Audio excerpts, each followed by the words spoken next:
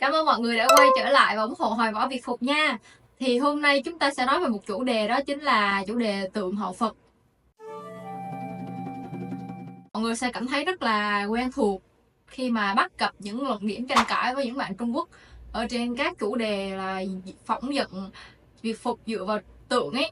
Thì các bạn ấy cho rằng là Việt Nam đang dùng tượng Phật để phỏng dựng trang phục Việt. Thì thật ra là không phải nha. Tượng chúng ta dựng ở đây gọi là thuộc về phạm trù tượng gọi là tượng hậu Phật. Tượng hậu Phật ở đây là tạc những nhân vật lịch sử, những nhân vật có thật, là những người đã góp công tiền tài xây dựng đình chùa Miếu Mạo ở Việt Nam, chứ không phải là tượng Phật ở đây là Phật Bồ Tát hay là tượng Phật A Di Đà.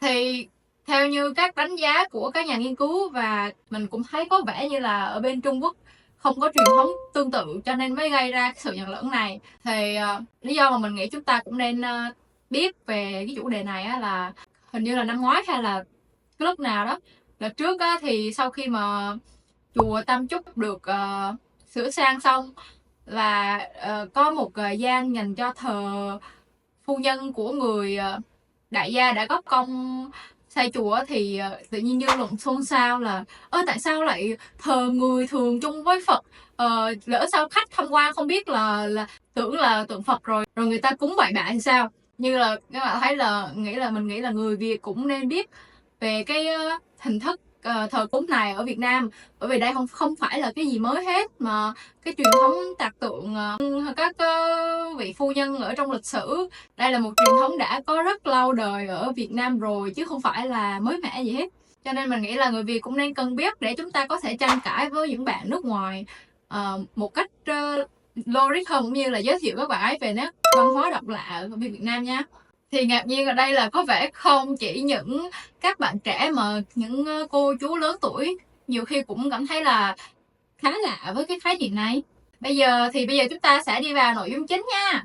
Trước tiên là định nghĩa tượng hậu Phật. Tượng hậu Phật ở đây là theo như cách sử dụng Hán nôm của chúng ta ngày xưa, thì chữ hậu có thể viết với nhiều dạng như thế này. Thì có vẻ như là chữ hậu ở đây là chỉ chung chung một gian thờ đằng sau gian thờ Phật, hoặc là những người, nếu mà dịch mình nghĩ là nếu mà dịch theo kiểu là nghĩa không phải là chỉ vị trí á, thì có nghĩa là hậu là những người ở đằng sau hậu thuẫn hỗ trợ cho Phật giáo chẳng hạn. Thì ngày xưa ở Việt Nam chúng ta trước khi mà sử dụng chữ Latin thì cũng chia sẻ hệ thống chữ Hán chung với các nước đồng văn. Ngoài ra thì cũng có kèm theo hệ thống chữ nôm dành cho những từ ngữ bản địa.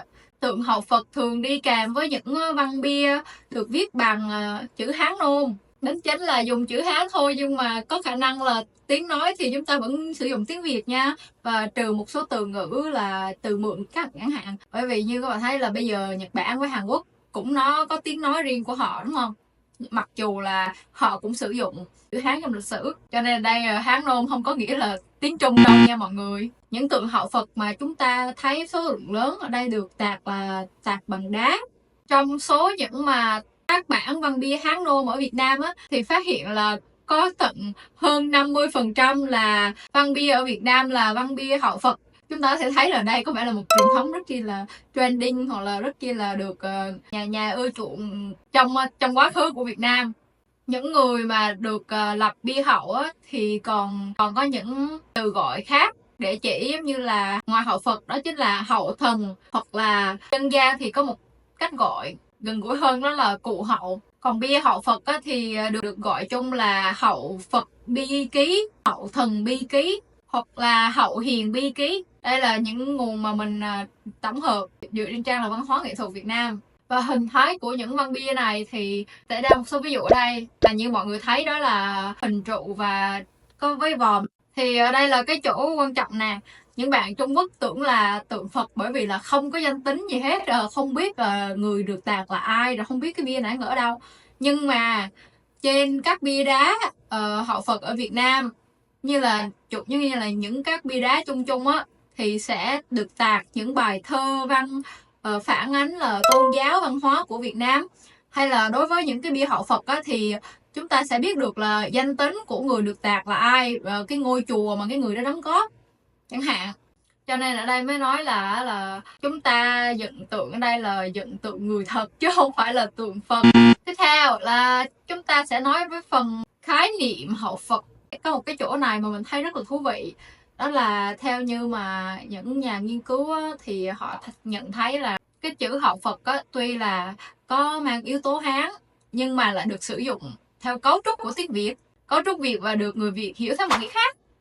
Thì hậu Phật ở đây như mình đã giới thiệu ở phần đầu á, có nghĩa là những người đã góp tiền tài của cải cúng dường Tam Bảo, đại loại là những người công đức vô lượng. Theo như trang văn hóa nghệ thuật Việt Nam là các nhà nghiên cứu nhận thấy là bản thân cái từ hậu Phật này không thấy được giải nghĩa ở trong từ điển lớn, các từ điển lớn ở bên Trung Quốc hay là những từ điển Hán Việt chẳng hạn. Cho nên mình mới nghĩ là khả năng cao là bên Trung Quốc không có cái truyền thống tương tự như vậy, cho nên mấy bạn Trung Quốc mới hiểu lầm Việt Nam dựng tượng hậu Phật có nghĩa là dựng tượng Phật ở đằng sau. Dù sao thì bia hậu Phật sẽ có nhiều kích cỡ và đôi lúc ngay cả cách viết khác nhau chẳng hạn. Và thường thì bia cũng sẽ có ghi chép những quy định cụ thể về những cái ước lệ mà các bên phải tuân thủ. Thì là thường là những cái tượng hậu Phật ở bên Việt Nam là đều có những quy định chặt chẽ. Ví dụ như là những ngày lễ gọi là lễ cúng hàng năm gọi là lễ kỵ hậu, và việc lập hậu Phật và có cả một hội đồng để đánh giá và đi đến là sự thống nhất. Hậu Phật ở trong các làng xã Việt Nam là có hai hình thức. Một hình thức là tự nguyện, ví dụ như là người được lập hậu là tự nguyện cúng dường Tam Bảo, hoặc là những người trong làng tự nguyện lập bia hậu Phật. Trường hợp thứ hai ở đây là trường hợp có điều kiện. Có điều kiện ở đây là trong làng có điều kiện nhất định để một người được tạo tượng hậu Phật, và điều kiện có thể được lập ra bởi cá nhân được lập hậu hoặc là từ làng xã chẳng hạn. Thì theo như thống kê là có vẻ là loại có điều kiện là ít hơn loại thứ nhất. Thì thường là mỗi chùa có những cái quy định khác nhau. Mọi người muốn tìm hiểu cụ thể về bia hậu Phật của làng nào thì có thể là đến tận nơi làng đó để nghiên cứu, cũng như là nếu mà bạn đọc được Hán ngôn thì bạn cũng có thể xem trực tiếp tài liệu gốc chẳng hạn. Bây giờ vấn đề cuối cùng mà mình sẽ nói đến đấy là cái việc mà việc phục dựa trên tượng hậu Phật mà đã gây tranh cãi. Quên nói luôn, cái bộ mình đang mặc cũng là bộ dựng trên tượng hậu Phật á. Cái lý do là tượng hậu Phật gây tranh cãi á, vì có nhiều yếu tố tôn giáo. Thầy đồng ý nha, mình đồng ý, và mình cũng mong là các bạn cũng có thể là để ý, cũng thể thấy được góc nhìn này, đó là sự thật là có rất nhiều bia hậu Phật là rất mang yếu tố tôn giáo nhiều hơn là thực tế. Tuy nhiên là không có nghĩa là tất cả những cái bia hậu Phật và những cái tượng hậu Phật đều có nghĩa là tượng tôn giáo hết. Thì làm sao mà chúng ta phân biệt được? Cái vấn đề ở đây là tùy vào cái tình huống, cho nên là mỗi tượng trước khi dựng thì chúng ta phải nghiên cứu rõ ràng. Thì nghiên cứu như thế nào? Nghiên cứu ở đây là sau khi mình tượng thì chúng ta cũng phải đối chiếu với tranh vẽ cùng thời điểm hoặc là ghi chép cùng thời điểm. Ví dụ như là nếu mà một tượng chỉ có bộ đồ thôi, xuất hiện có một lần thôi, và sau đó bạn không thấy xuất hiện ở lần nào nữa. Ví dụ như là một trang phục mà bạn nhìn thấy trên tượng một lần và sau đó là bạn không thấy ghi chép nhắc tới, cũng như là không thấy ghi chép hay là cái gì tương tự thì có khả năng đó là tượng Phật thật. Và một số yếu tố như là một số chi tiết như là chiếc mũ nón hay là cái trang sức ở trên cái tượng đó là bạn thấy là cũng xuất hiện rất là nhiều đối với những tượng Phật thật luôn nha, không phải là tượng hậu Phật á. Khả năng cao là chúng ta có nên là chú ý một xíu khi mà nghiên cứu. Thì giống như là cái bộ mình đang mang nè, mặc dù là tượng là bộ đồ theo tượng hậu Phật, nhưng mà chúng ta cũng sẽ thấy là đối chiếu với ghi chép, trong ghi chép cũng có mô tả là các bà người Việt ngày xưa là cũng đội một cái khăn dài và có đính đá thì gọi là khăn bao đính. Chúng ta sẽ thấy là cái khăn này xuất hiện rất nhiều ở trên các tượng hậu Phật cũng như là tranh vẽ, nên chúng ta có thể là đưa sự kết nối là nó có thể tham khảo được ở một phần nào đó chẳng hạn.